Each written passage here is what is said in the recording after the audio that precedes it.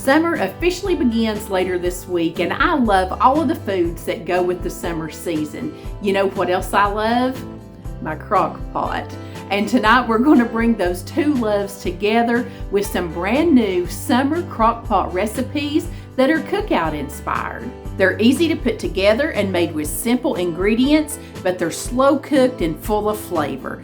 Best of all, you don't have to tend a hot grill or dodge a summer shower. Just pull out that slow cooker and beat the heat. We're going to start with a side dish, and this is a slow cooker cheesy bacon ranch potatoes. I'm using 1.5 pounds of these petite baby red potatoes, and I am halving this recipe. I'm going to dice these all up into quarters, trying to keep them, about the same size pieces. And one of the things I really love about these little baby red potatoes is you don't have to peel them. Honestly, I just don't really peel any of my potatoes anymore. Even when I'm making mashed potatoes, I don't mind to have a little bit of the potato skin in my mashed potatoes. I like mine a little chunky anyway, and I've just always heard that there's lots of nutrients in the skin of potatoes. I'm also going to need about 3/4 cup of onion diced up.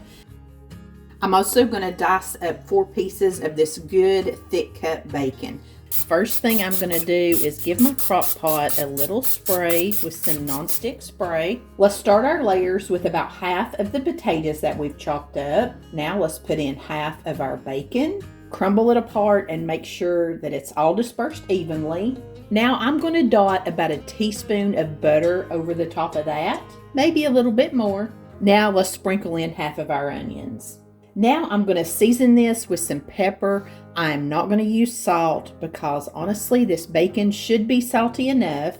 Between that and the 1/2 tablespoon of ranch dressing that we're going to sprinkle on next. And I love these little freeze-dried Italian herbs. They last about a month in the refrigerator, and I have them on hand, so I'm going to throw some of those in too. And about 1/2 cup of shredded cheddar cheese. Now we're just going to repeat those layers. What makes layering this recipe really good is that you are going to have flavor all throughout it.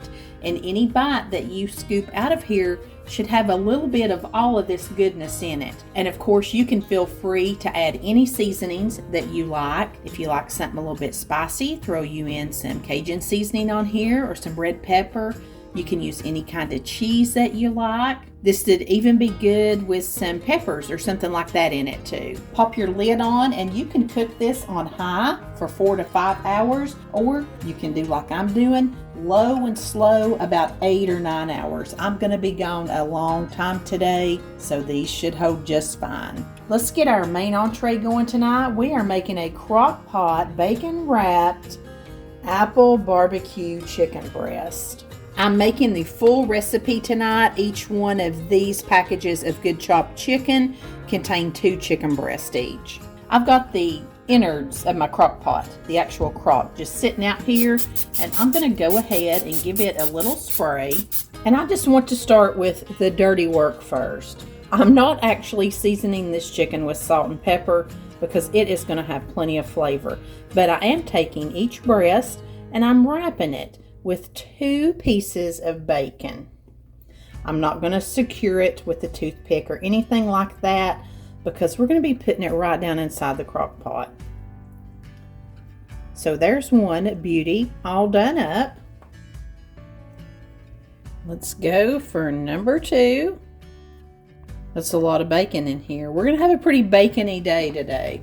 And I actually just got out enough bacon to do 3 of these, because I really don't think Maddie will want bacon wrapped around hers. Last one in. Now you can see how pretty they all look laying in there. And I am using my 6-quart oval Crockpot today because I did want them to be able to lay straight across flat. I just thought it would probably help them cook a lot better. We're all washed up here, veggies and hands, and we're back for the apple barbecue portion of the program. So let's make our sauce. We're going to start with a 1/2 cup of barbecue sauce of your choice. I'm using this Kinder's Mild Barbecue. We're just going to set this to the side while we work on our apples. And we're using 2 Gala apples, and we do need to peel these, and you want them chopped really small or even grate them on your cheese grater if you have a cheese grater, that'd be really good. I'm lucky enough to have this little handy dandy chopper that Granny gave to me, and I love this little thing. We're going to use it again today too. And you could do it in a food processor, same difference. Let's just toss our grated up apple right into this half-cup barbecue sauce. We're also going to use the juice from one lemon, and a quick little tip when you're juicing your lemons, if you will roll it under your hand with a little bit of pressure on it, it'll kind of break up the inside and you'll get a whole lot more juice out of your lemons. To me, this little lemon looked like it might be hiding some seeds down inside of it, so I just decided to squeeze it into this little bowl that I did my apples in before I pour it into my sauce. We don't want to be chowing down on our chicken and get a seed. Yep, there came one. Looky there, 3 of them. Sometimes I can catch them if I squeeze it over my hand, but not always.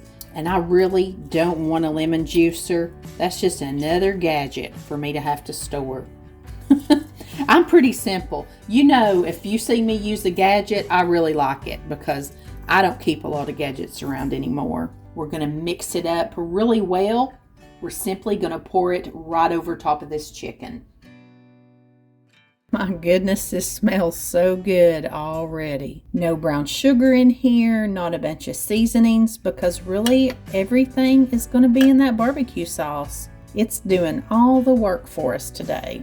This is another one that is great for a long day. I'm going to cook it low and slow for 6 to 8 hours. You can cook it quicker, but they advise the longer the better on this one.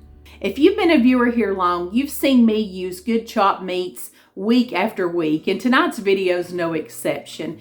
Good Chop delivers fully customizable boxes of high quality meat and seafood right to your door on your schedule at a really good price. Good Chop prides itself on sourcing meat that comes with no antibiotics or added hormones ever. Only the good stuff for Good Chop. And they stand behind their products with a 100% money back guarantee. For us, this is the perfect box. It has the staples you see me use all the time, like ground beef, chicken, and bacon. And Patrick loves our at-home date nights when we grill steak and shrimp. And I'm finding that we're eating salmon more than ever since we've been getting it from Good Chop. It tastes great, it's versatile and easy to cook, and it's really good for you too. But you can customize your own box with over 70 choices of high quality meats every month, including 100% grass-fed ribeyes, fillets, pork chops, shrimp, scallops, steak tips, and more. Good Chop products are vacuum sealed and flash frozen at peak freshness, and they arrive still frozen and ready to stock your freezer for the month. Another way that Good Chop is different from the others,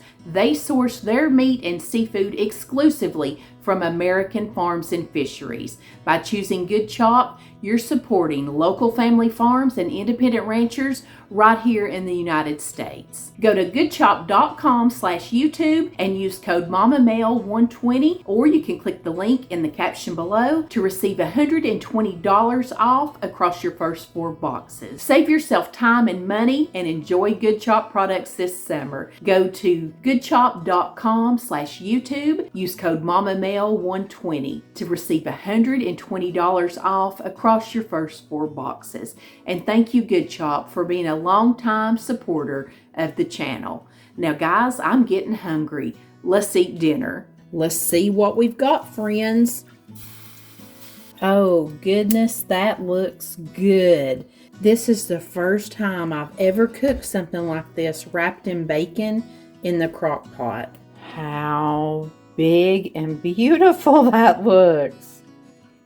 Look at those beautiful potatoes with the onions and the bacon. Oh, this smells so good.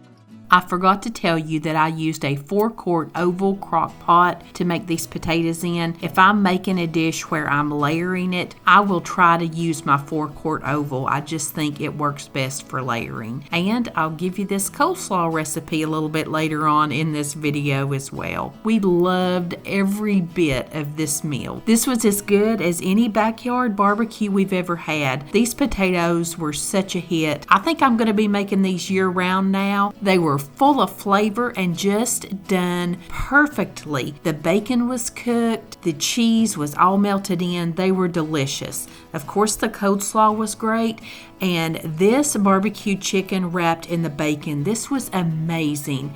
I was really surprised at how well the bacon did in the crock pot. It's really hard to get a good looking picture of this bacon wrapped barbecue chicken on film, but I did want to show it to you when I cut it open before I sauced it back up, because I did put a little extra sauce over the top of this as I was eating it. Guys, this was delicious. I'd eat this year round. In a recent video, I mentioned marinated hot dogs, and you guys wanted to know all about that. It's been a long time since I shared them on our channel here, so today I'm just going to throw in marinated hot dogs for you. You start building this marinade with a half a cup of chili sauce, 1 teaspoon of onion powder, 1 teaspoon of garlic powder, 2 tablespoons of Worcestershire sauce, easy for me to say, right? A tablespoon and a half of yellow mustard, a tablespoon of brown sugar, and a 1/4 teaspoon of salt and just a pinch of pepper. Give it a really good mix, and then I like to pour mine into a big gallon size Ziploc bag. I like to do this little trick with my hot dogs, and I'm going to use 2 wooden spoons. You want to use this rounded handle. Most of my wooden spoons are flat handled now, so you'll have to excuse this one. This one's only used to make sweet tea. It looks bad, but it gets the job done. These handles are just going to keep you from cutting all the way through your hot dogs. And what we do is we just go this way, and then we go that way. This way, and that way. It just kind of breaks them open a little bit. And my brother taught me this little trick. He said when he's camping, this is how he does the hot dogs on the grill, and they just pop right open. That is what we're doing. And then I'm just going to pop them right down over there in that bag with our marinade. And this is totally optional. You don't have to do this, but the kids just got to where they love it. And when I say kids, my kids are all adults now, but they love this. They just thought this was so funny the first time that I ever did this. They call them Freddy Krueger dogs now because they said they look like Freddy Krueger got a hold of them and slashed them up. Now just zip up that bag, and you can kind of roll those hot dogs around in this sauce and get everything nice and coated in it. And I really like to do these up the night before and let them set overnight. But I've done them in as quick as 20 minutes, and they still just eat them up. Now these are awesome to put on the grill and let them get nice and charred up, but I'm not grilling tonight. I'm just going to pan fry these up in a skillet till they get nice and charred up on each side, and that's how we're going with it. And if you didn't know, you can actually cook hot dogs in the crock pot. We've done this many times when we were feeding a big crowd. You're just going to stand up as many as you can get inside of your crock pot. Just stand them up from end to end. Pop that lid on, cook them on high for a couple hours, and you are good to go. Making something I've never made before. This is a homemade hot dog chili sauce in the crock pot.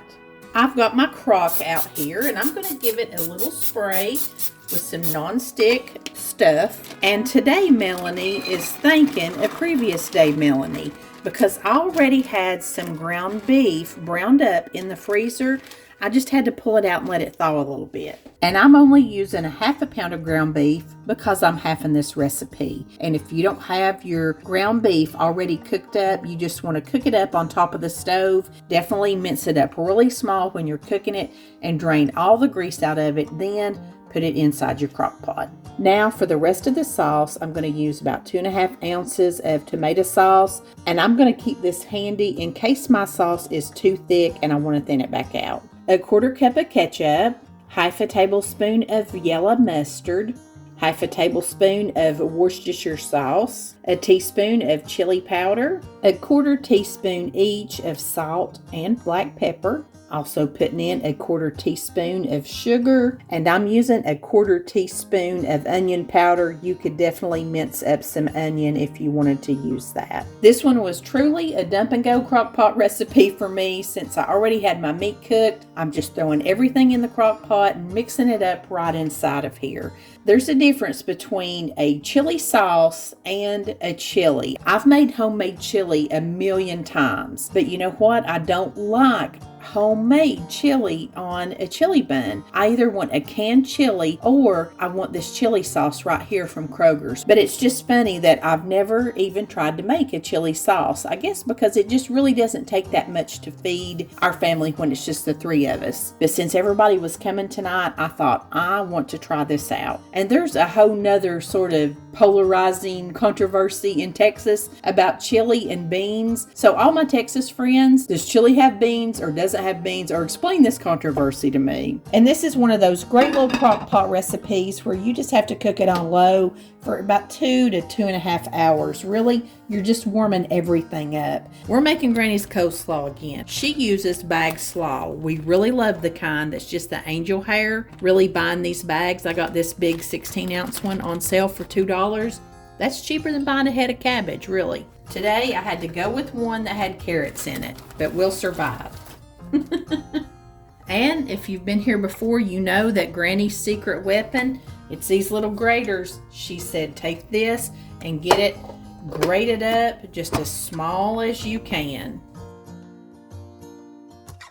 I really had a lot packed in there, so I did about 12 little pulls on my string. I'm only doing half of that bag of slaw, so that's about 8 ounces of that slaw mix there that I've diced up or chopped up in the chopper. For this amount, Granny does about a half a cup of mayonnaise.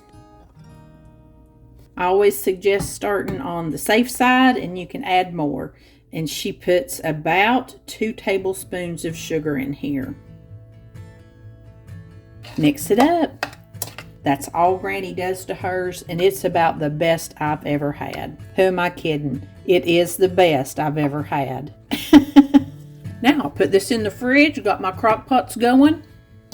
I'll see you guys later when it's time to eat. My family was so happy with this simple, easy little cookout kind of meal, all done inside in the crock pot and conveniently. Y'all know I don't eat hot dogs, but these, my family loves them. The brown sugar and all that sauce, when you cook them up, it gets kind of crusty and crunchy on the outside, and they love that. And of course, the coleslaw was so cool. It was great on the dogs, off the dogs, however you wanted to eat it, and the chili sauce. I can't believe I've waited so long to ever try to make it. My family went hog wild over this. They just kept asking about what was in it. You guys have got to make this for your next cookout.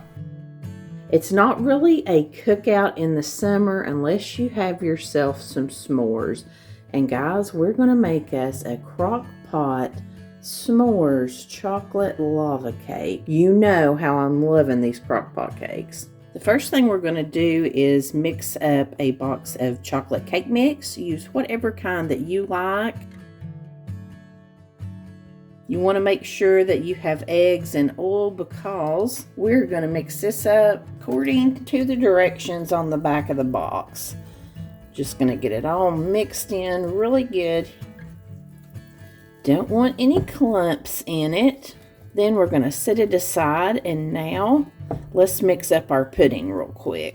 For that, I'm using one of the small boxes of chocolate pudding. Normally these are 3.4 ounces, but this one is 3.9.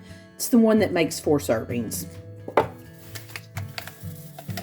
Just dump that right in. Add in 2 cups of cold milk.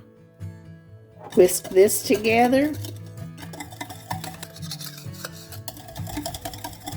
You'll begin to feel it thicken up and stuff in no time. We're going to set this aside and let's head over to the crock pot. I'm spraying it with some non-stick cooking spray. You definitely want to make sure you have it sprayed for a lava cake. And it's been my experience that these 4-quart oval crock pots are the best for the lava cakes because you don't want them to get way spread out. You want them to stay sort of compacted together because it's still going to be gooey in the middle. So that's the best bet for them. Now we're going to pour in that chocolate cake mix. Let's get every little bit out of here because your family's going to want every bite of this cake. The next step is to cover the cake mix with about half a cup of mini marshmallows. I just don't feel like half a cup was enough. Mini marshmallows take up a lot of space, but not much density. So I'm probably using 3/4 cup.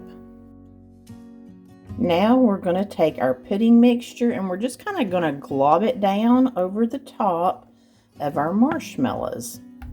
I kind of like to keep it towards the center. You don't have to worry about spreading it out completely evenly. My experiences with these Crockpot lava cakes is that the weight of the pudding kind of makes it sink down in here, and that's what it's supposed to do. We've got our chocolate and we've got our marshmallows now. Here's what we're using for graham crackers. We're just using graham cracker crumbs. And we're using about 1/4 cup of the graham cracker crumbs, and we're going to sprinkle it all over the top. Trying to be careful and not have big mounds of it here. Keep it sprinkled out evenly. Last but not least, you're going to take 1/2 cup of chocolate chips and put them all across the top. And I love these little bitty mini chocolate chips to put in these lava cakes. I also love them to put in breads. I think they're just not as heavy as a big chocolate chip. You can spread them out a little bit better within a cake or a dessert. Pop the lid on, and we're going to cook this on low for about 2.5 to 3 hours. That'll give it long enough time to get gooey but not overdone. You want to turn it off when the edges of the cake are done but not overdone. And the inside of this will still continue to cook in this warm crock pot even as you start dipping out of it. I've always been a lover of the crock pot lava cakes, and this one is no exception. I took it over to Sunday dinner at Granny's to share. That's the only way to make these, is when you've got family and friends to share them with. Now, I don't know what happened to those marshmallows. I saw very little of the graham cracker crumbs. I can't say that this really tasted much like a s'mores cake to me, but it did taste delicious. Decadence upon decadence. You are gonna love it. Take a look at this video next for some more delicious, quick, and easy dinner ideas that'll get you out of the kitchen quick this summer. As always, I thank you for spending some of your time with me, and until next week, I send you love from my kitchen.